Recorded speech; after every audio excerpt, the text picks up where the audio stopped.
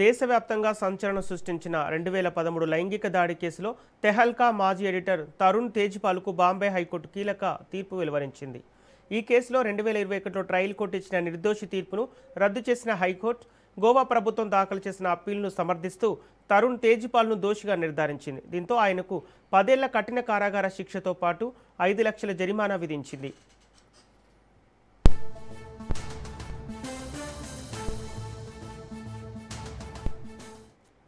2 వారాల్లో సంబంధిత అధికారుల ఎదుట లొంగిపోవాలని ఆదేశాలు జారీ చేసింది. 2013లో గోవాలో తన జూనియర్ మహిళా సహోద్యోగిపై లైంగిక దాడికి పాల్పడ్డారనే ఆరోపణలపై నమోదైన ఈ కేసు దాదాపు 13 ఏళ్లుగా న్యాయస్థానంలో కొనసాగుతోంది.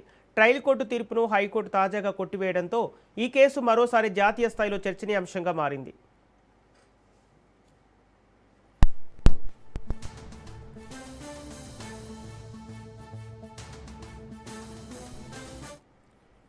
దేశవ్యాప్తంగా సంచలనం సృష్టించిన 2013 లైంగిక దాడి కేసులో తెహల్కా మాజీ ఎడిటర్ తరుణ్ తేజ్పాల్కు బాంబే హైకోర్టు కీలక తీర్పు వెలువరించింది.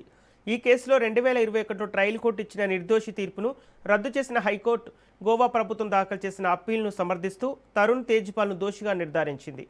దీంతో ఆయనకు 10 ఏళ్ల కఠిన కారాగార శిక్షతో పాటు 5 లక్షల జరిమానా విధించింది.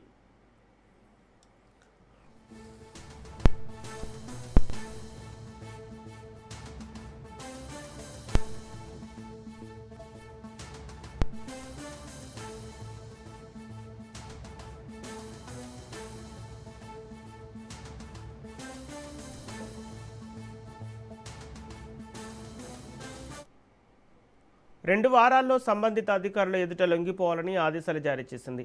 2013లో గోవాలో తన జూనియర్ మహిళా సహోద్యోగిపై లైంగిక దాడికి పాల్పడ్డారనే ఆరోపణలపై నమోదైన ఈ కేసు దాదాపు 13 ఏళ్లుగా న్యాయస్థానంలో కొనసాగుతోంది.